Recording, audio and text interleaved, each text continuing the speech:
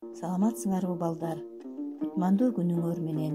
Бүгүн силер менен онлайн аркылуу сабак өтүп жатканыма кубанычтамын. Маанайыңар кандай балдар? Маанайыңар жакшы болсо, анда сабагыбызды баштайлы. Бүгүнкү өтө турган сабагыбыздын темасы сак ууруларынын материалдык жана руханий маданияты. Сабактын максаты: окуучулар сактардын чарбасы жана маданияты тууралуу түшүнүк алышат. Сак ууруларынын диний ишенимдери жөнүндө билебиз. Сак уурулары менен кыргыздардын мурастык өзгөчөлүктөрүн үйрөнөбүз. Кыргызстандын түндүгүндөгү сактар көчмөн мал чарбачылыгы менен кесиптенишкен. Боз үйлөрдө жана жер төлөөлөрдө жашашкан. Сактар корокойлорду, үйүр жылкыларды, эки өркөчтүү төөлөрдү, уйларды багышкан. Жылкыны өзгөчө аздектеп багышкан. Ат минбей жөө жүрү уят көрүнүш болгон. Бала баса элегинде эле атка мингизишкен. Ферганалык сактар дыйканчылык менен алектенишкен. Дыйканчылыкка ылайык жерлерде сугат иши өнүккөн. Буудай, арпа, таруу айдашкан. Эгин сактоо үчүн атайын ороолорду казышкан. Сүт менен эт сактардын негизги азык түлүктөрүн түзгөн. Кыргыздардыкына окшош кийизден жасалган төбөсү уштуу шоңшойгон баш кийим, шым, чепкен, өтүк кийишкен. Булгарыдан кийим тигип ат жаптыктарын идиш жасоо кеңири тараган. Сактардын кол өнөрчүлөрү шарттуу түрдө айбанаттар стили деп аталган искусствонун түрлөрүн өнүктүргөн. Жаныбарлардын, жырткыч айбандардын сүрөттөрүн алтындан, күмүштөн, жыгачтан, териден, кийизден, чоподон жасалган буюмдарга түшүргөн. Металдын түрлөрүн эритип, калыптарга куюу өнөрү өнүккөн. Курал жарактарынын көбүнчө колодон жасашкан. Жүгөнгө темирден ооздук жасоо, атка ээр токуп, ага үзөңгү тагуу ошол доордогу чоң ачылыш болгон. Жылкыны унаа катары пайдаланышкан. Курал жарактары, минген аттары күчтүү болгон үчүн сактар душмандарын жеңген. Көчмөн сактар боз үй сыяктуу көчмө үйлөрдө, ал эми дыйканчылык менен кесип кылгандары карагайларды ашташтырып үйлөрдү курган.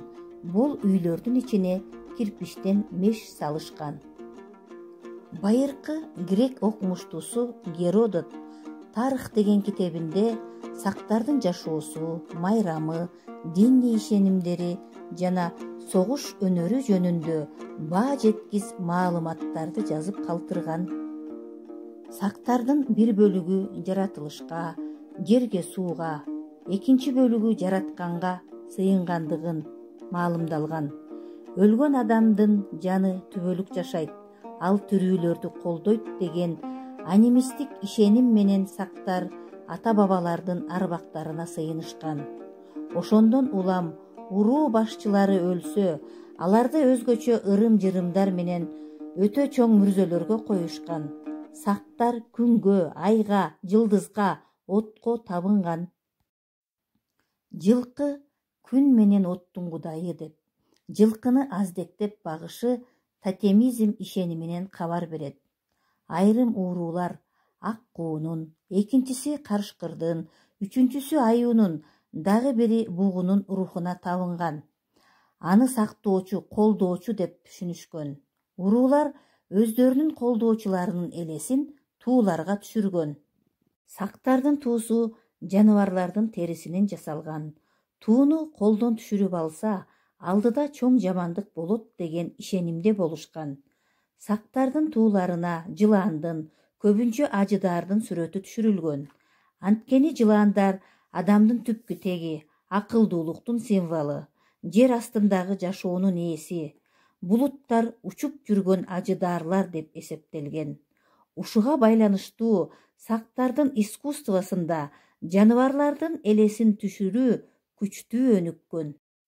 Тарыхый маалыматтар жана табылган археологиялык эстеликтер сак ууруларынын эзелтеден Борбордук Азиянын кеңири мейкиндиктерин, Сибирди, Чыгыш Европанын аймактарын ээлегендигин айгинелейт.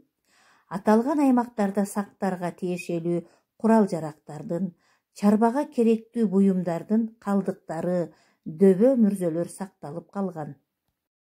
Сибирдин токойлуу жерлерин мекендеген сактар балта менен карагайларды кыйып, алгачкы турак жай болгон жер төлөөлөрдү курганды үйрөнгөн. Сибирдин суугунда мындай турак жайлар чоң ачылыш эле. Бара-бара сактардын айрым бөлүктөрү климаты жумшак, жаратылышы бай Чыгыш Европага жылган.